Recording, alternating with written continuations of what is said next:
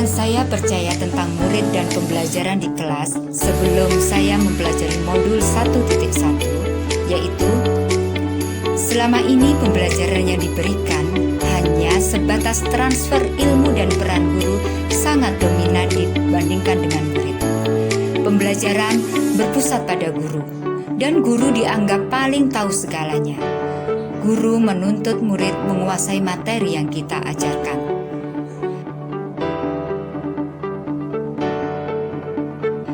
Murid dapat diatur dan diarahkan dengan kewenangan guru. Aturan dibuat oleh guru tanpa melihat kebutuhan murid dan bersifat memaksa. Pembelajaran harus mengejar target kurikulum. Setiap pembelajaran yang saya ajarkan sesuai dengan pembelajaran yang dibuat sesuai rencana pembelajaran, dengan harapan target kurikulum tepat waktu.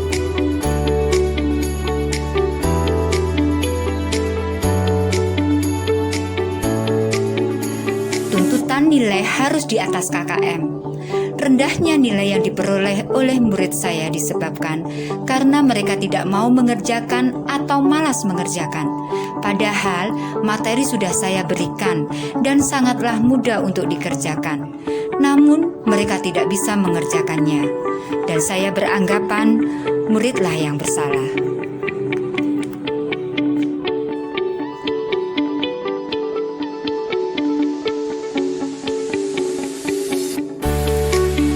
Perubahan atau pemikiran perilaku saya setelah mempelajari modul ini, yaitu modul 1.1, adalah saya menyadari banyak kesalahan yang harus saya perbaiki. Memandang murid sebagai objek, seharusnya murid adalah subjek dalam pembelajaran ini. Pembelajaran yang saya lakukan di kelas haruslah berpusat pada murid, sehingga mereka bisa menikmati setiap proses perubahan dalam pembelajaran tersebut, dan peran guru sebagai fasilitator.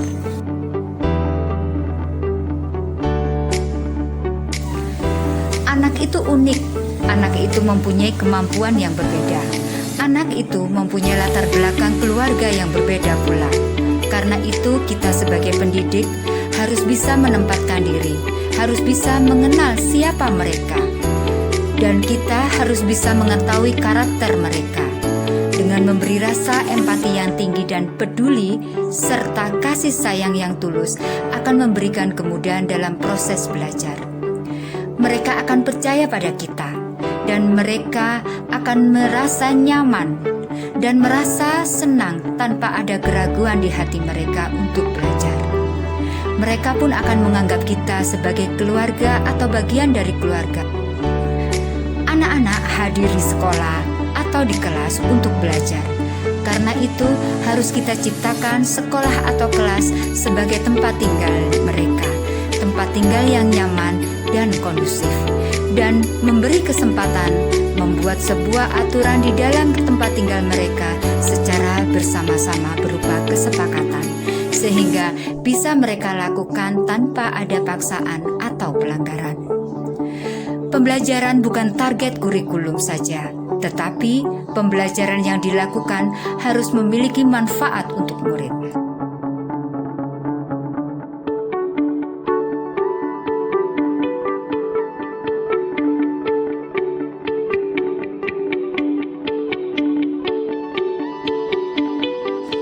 Pembelajaran yang menyenangkan, pembelajaran yang nyaman, pembelajaran yang dikemas oleh seorang guru yang lebih kreatif, yang akan kita padukan dengan berbagai permainan dan lagu, sehingga akan membuat mereka senang, mereka akan merasa nyaman dan bisa menikmati pembelajaran dengan baik.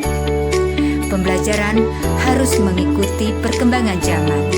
Dengan IT atau media yang canggih, kita manfaatkan sebagai sumber belajar untuk menambah wawasan anak-anak.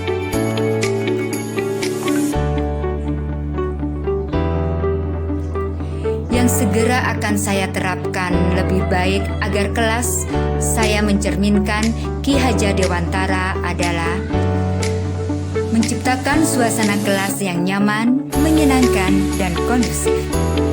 menjadi fasilitator, motivator, sekaligus inspirator bagi murid.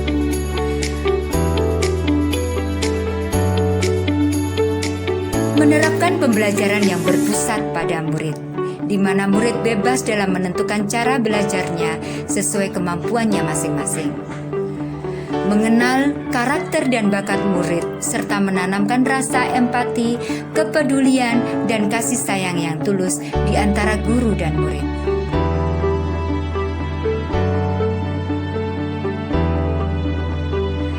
Pembelajaran disesuaikan dengan kodrat alam dan kodrat zaman, menciptakan pembelajaran yang kreatif, inovatif, yang bisa memudahkan anak dalam belajar.